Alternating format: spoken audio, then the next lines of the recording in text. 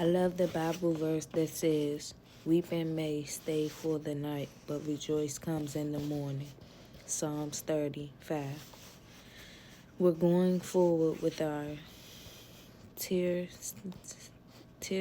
faces, forward with our unanswered questions, forward with our unfinished faith, forward, but forward. The story doesn't end with the death of Moses, as I said. Right after the mourning period is over,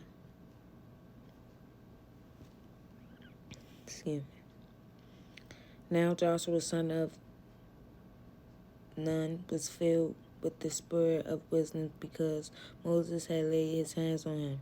Verse 9. Notice the first two words, now Joshua. God took them from no more to now Joshua. For every no more in your life, there is a now Joshua that God has been developing.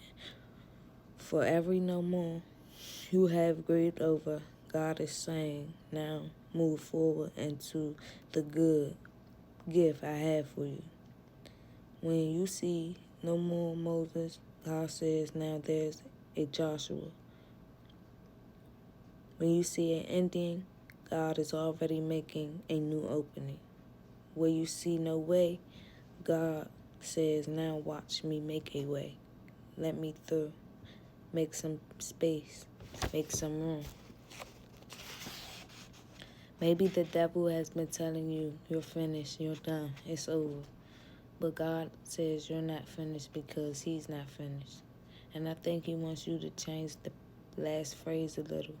He wants you to put a period in there because punctuation matters.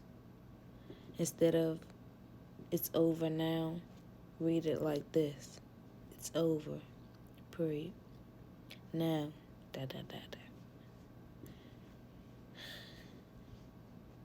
Maybe you have been so caught up in what is gone, what is lost, what is left behind that you can't see how God has been preparing you for what is ahead. You're not finished. You're moving forward. Something is over, but something else is beginning. What happened is history, but what happens next hinges on how you respond to now. You're not just going through a crisis. You're in a cocoon. You're changing in there. You're transforming in there. You're coming out with wings. You're coming out with wisdom. You're coming out with the will of God.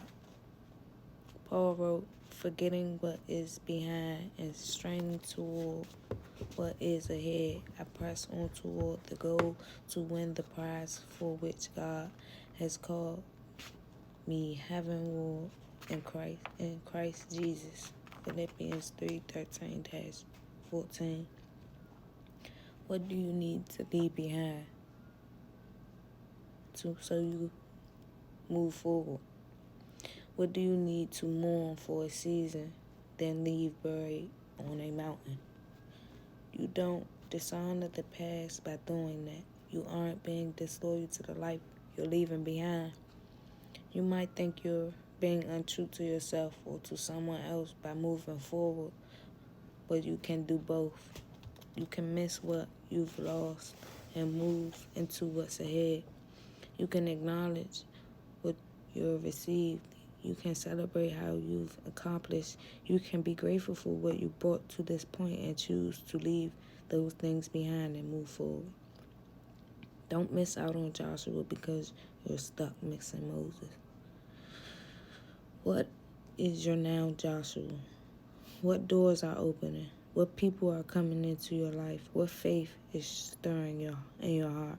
What challenges are you waiting ahead? What has God awakened in your heart? What is the new thing now, the next thing that God is doing in you? Now move. I ain't gonna lie. That was a serious chapter right there. I need some time to reflect about that one. Because basically, he basically He hit something. Because that's what I'm basically dealing with. All this, the now move part, taking action, basically. I gotta reflect on that and get back with y'all.